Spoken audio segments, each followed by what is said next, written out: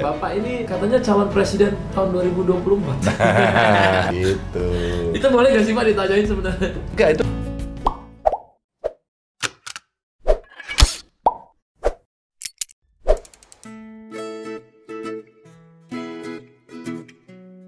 Misteri pencalonan Ganjar Pranowo dalam Pilpres 2024 masih hangat diperbincangkan netizen.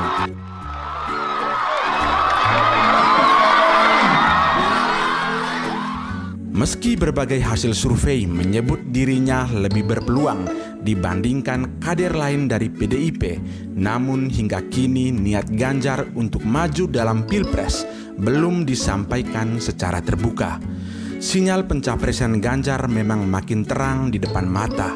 Selain karena aktivitasnya di media sosial yang semakin melejit, banyak pengamat yang menilai rencana pencapresan Ganjar sebagai pilihan yang paling rasional karena didukung hasil survei.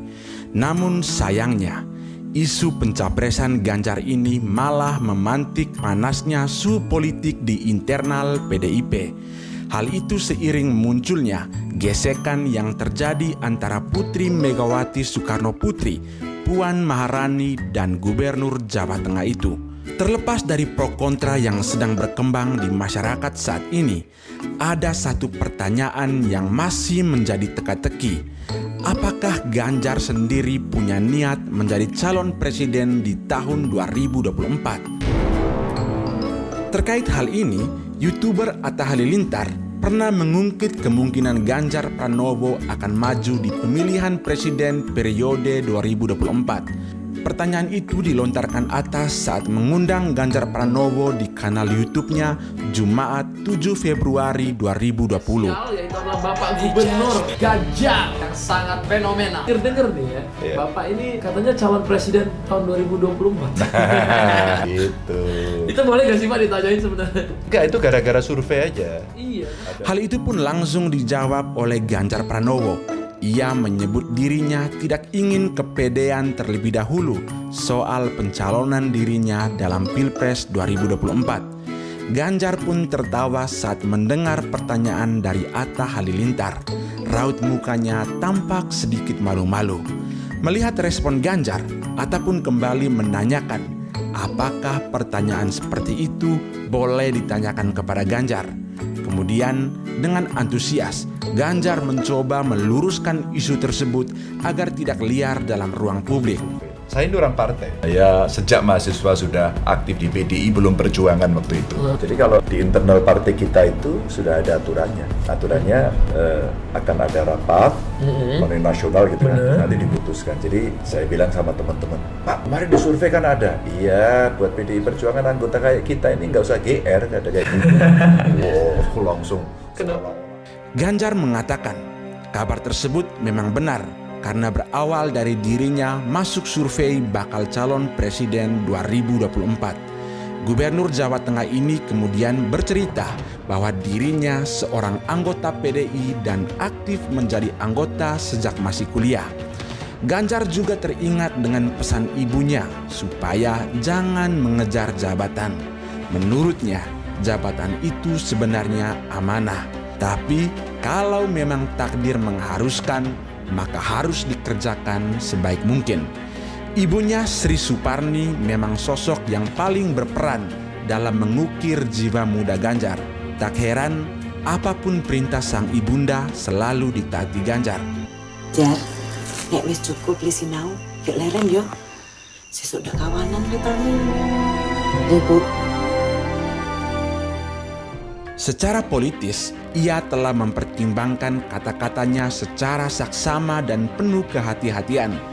Jika diterjemahkan, sebenarnya Ganjar ingin menyampaikan bahwa ia tidak menolak untuk menjadi capres jika memang dipercayakan partai dan dalam hal ini dipercayakan oleh Ibu Megawati sebagai ketum PDIP. Siap apa tidak? Menangkan yang namanya Pak Ganjar dan Pak Heru ini. Pilihan katanya juga sangat terukur dalam menjawab pertanyaan Atta. Ia tidak menyebutkan niatnya secara eksplisit untuk menjadi calon presiden, tetapi melimpahkan keputusan itu kepada takdir. Hal ini tentu telah dipikirkan Ganjar agar tidak mendahului keputusan partai, apalagi ia tahu benar soal ketegangan internal yang semakin tajam menjelang Pilpres 2024. Hasil survei elektabilitasnya memang melejit, bahkan jauh di atas kader PDIP lainnya, semisal Puan Maharani. Rivalitas kubu Ganjar dan Puan pun muncul ke permukaan. Isu ini mencuat setelah Ganjar Pranowo tidak diundang ke rapat konsolidasi internal PDI Perjuangan. Rapat itu dipimpin oleh Ketua DPP Puan Maharani.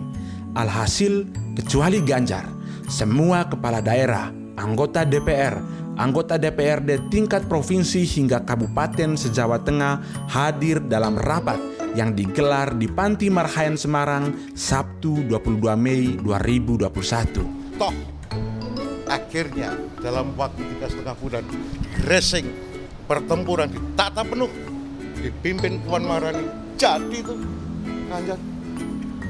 Lu mau ngomong apa? Itu fenomenal. Ya, ada datanya, ada bukunya. Sebagai informasi, menurut hasil survei Lembaga Survei Indonesia yang dirilis pada 22 Februari 2021, elektabilitas Ganjar sebesar 10%, sementara Puan Maharani hanya menoreh 0,8%. Sementara dalam rilis survei Indikator Politik Indonesia pada 21 Maret 2021, nama Ganjar juga bertengger di posisi 3 besar. Dalam survei tersebut, Gubernur DKI Anies Baswedan menempati urutan pertama dengan elektabilitas sebesar 15,2%. Kemudian disusul oleh Ganjar di posisi kedua dengan elektabilitas 13,7%.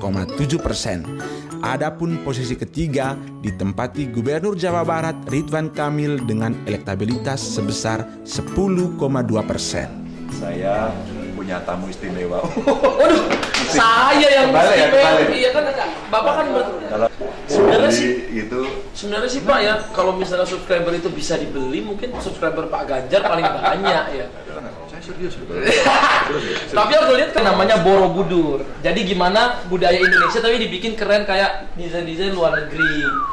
Gitu loh guys. Maksudnya biar kreatif gitu bro. Gas bener tuh orang gas itu loh guys. Borobudur guys, aha yang buat guys. Gitu. Kalau saya bilang atap ledek.